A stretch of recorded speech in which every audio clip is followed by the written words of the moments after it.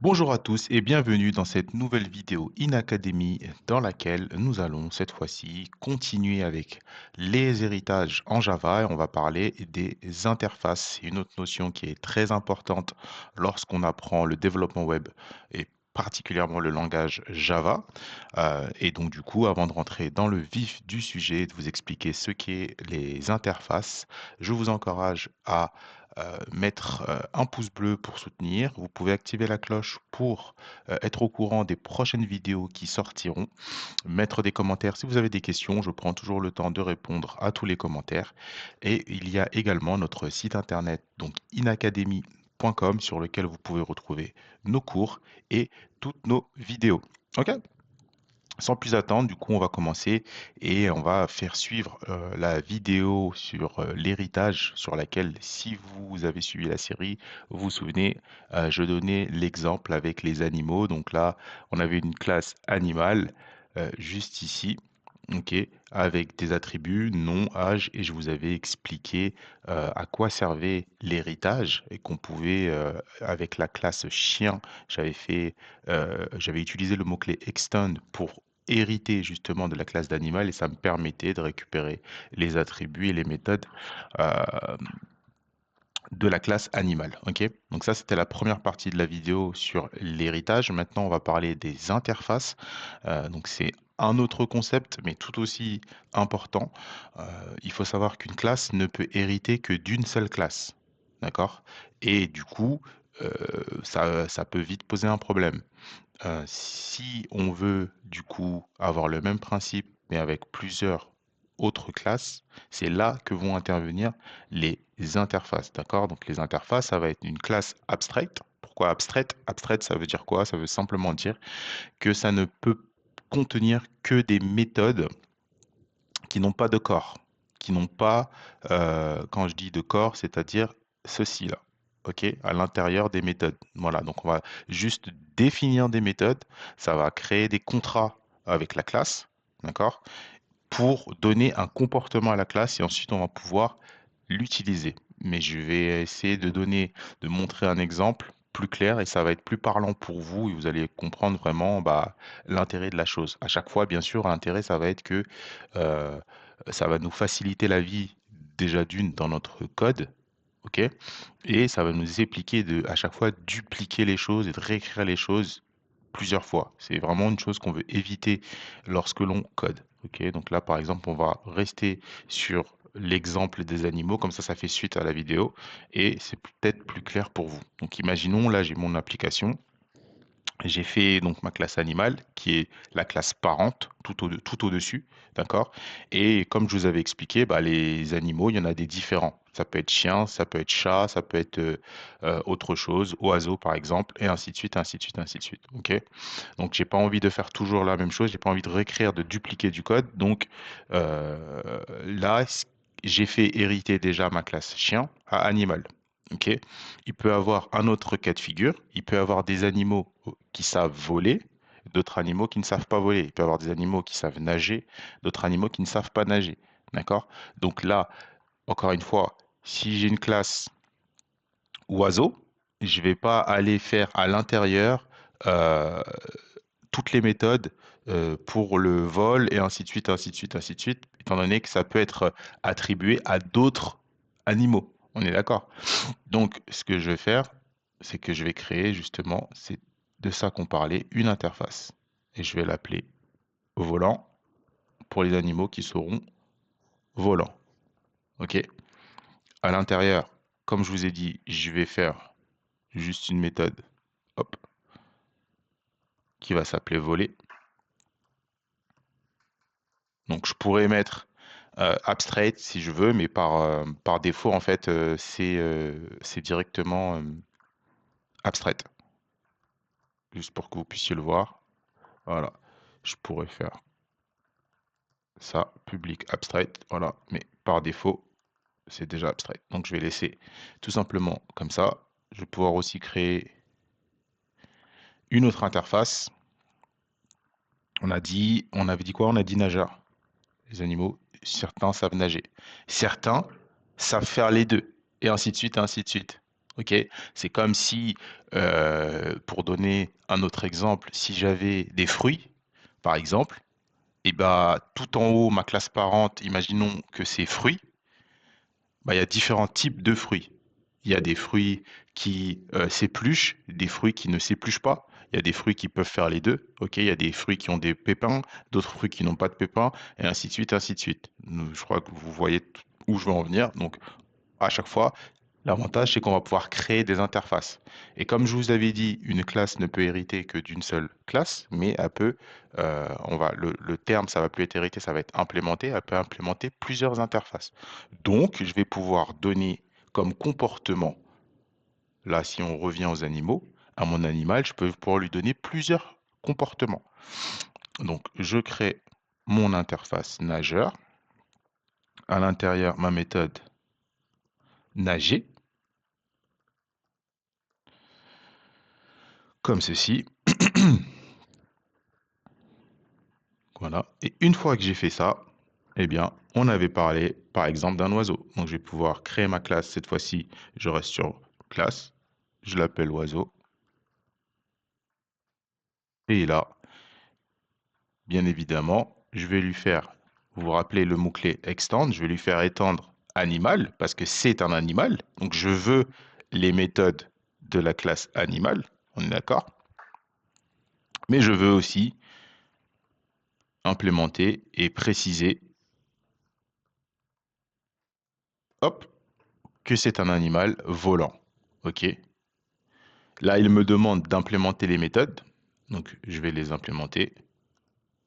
Voilà. Et je crois que c'est le constructeur qui veut. Donc, il veut le constructeur. Vous vous rappelez, je l'ai expliqué dans la première vidéo. Le constructeur qui va me faire appel, en fait, à la classe animal. Donc, il va falloir que je le crée avec, là, il me le précise, le mot-clé super. Matching super, il y a écrit le mot-clé super qui va faire appel aux attributs de la classe animal. Vous allez vite comprendre. Voilà. Donc là, j'ai mon constructeur de ma classe oiseau. OK? Donc public oiseau à l'intérieur, nom âge. Pourquoi? Parce que super, ça fait référence aux attributs qui sont dans la classe animal. Si je vais dans la classe animal, j'ai bien comme attribut nom et âge. OK? Donc voilà, le mot-clé override qu'on avait déjà vu, qui permet de surcharger la méthode. Donc vous souvenez, dans l'interface euh, volant, pardon, dans l'interface volant, on a déclaré la méthode volée, mais euh, on n'a pas écrit son corps, on n'a pas écrit son comportement. Donc là, il va falloir que je prenne cette méthode-là, que je la surcharge avec le mot-clé override, la notation, ça s'appelle une annotation parce qu'il y a un arrobase, et à l'intérieur, je dis son comportement. Donc nous, à chaque fois dans les vidéos, en termes de comportement, on fait simple, hein. Je mets un système print, un système out.println juste pour afficher quelque chose dans la console. C'est-à-dire juste ici pour que vous puissiez voir de vous-même le comportement. Mais en réalité, le corps, ça va être toutes les méthodes que vous allez écrire. Ça veut dire tout le code, toute l'algorithmie que vous allez écrire. Ça va pas juste être affiché dans la console. Vous allez pouvoir donner un vrai comportement. Voilà. Je commence à voler, par exemple. OK?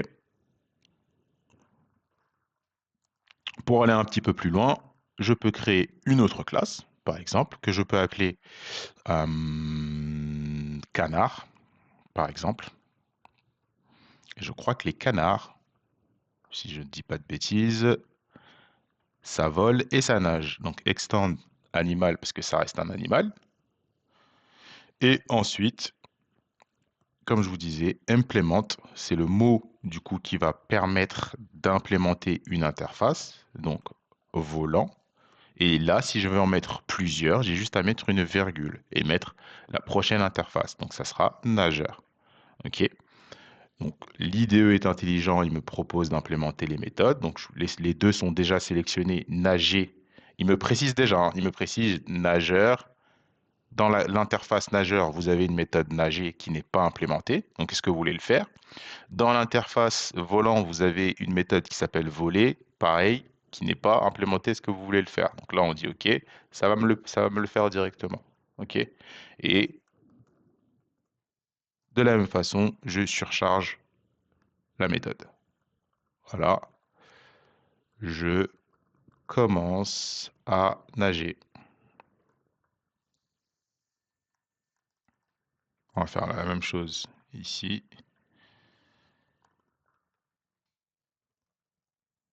À voler. Voilà. Et vous vous souvenez, il faut bien sûr créer le constructeur. Comme ceci. Donc si on va dans la classe main, la classe qui lance, vous vous souvenez, la classe principale en Java qui lance le code, juste ici, ça c'était pour l'héritage, je vais pouvoir le supprimer. Donc on peut créer hop, un oiseau qu'on va appeler oiseau tout simplement. Donc new oiseau.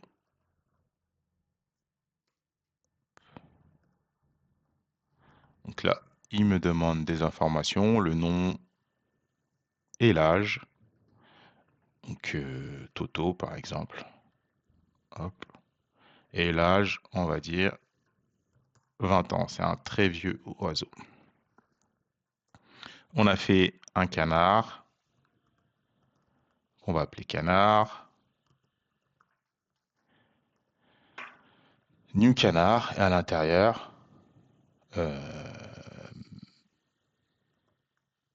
Tata par exemple. Et lui, il est plus jeune. Un an. Donc, ce que je peux faire, c'est utiliser oiseau. Et si je mets le point, vous voyez que je peux soit le faire manger, parce que c'est un animal, et on avait défini que tous les animaux mangent, soit je peux lui afficher les détails, soit je peux le faire voler. Donc là, c'est ce qu'on va faire. Et par contre, mon canard, lui, je peux le faire voler, mais je peux aussi le faire manger, je peux aussi afficher ses détails, je peux aussi le faire nager. D'accord? Donc c'est là tout l'intérêt de l'héritage et des interfaces. Vous voyez tout ce que je peux faire. Alors que si j'avais pas créé tout ça, il aurait fallu que dans chaque classe, j'aille mettre manger, j'aille mettre afficher les détails, j'aille mettre euh, euh, voler de manière complète, faut, ainsi que nager de manière complète, et ainsi de suite, ainsi de suite. Là, vous voyez, tout découle de la classe animale qui me permet de pouvoir afficher les détails puisque les animaux auront le même comportement sur certains points. Ok, ils mangeront tous. Ça aurait pu être aussi dormir, et ainsi de suite, ainsi de suite, ainsi de suite. Donc vous voyez tout l'intérêt et toute la puissance de, de, de l'héritage. Ok. Et là, si je lance, du coup, j'aurai mon oiseau et mon canard. Je commence à voler et je commence à nager qui s'affiche directement. Ok. Donc voilà pour la partie sur les interfaces. Donc j'espère que vous avez compris. Sinon, n'hésitez pas à mettre des commentaires. Je réponds toujours aux commentaires. Je vous remercie. Je vous donne rendez-vous très bientôt sur la suite de cette série pour continuer à apprendre le langage Java. Merci d'avoir suivi cette vidéo. À très vite.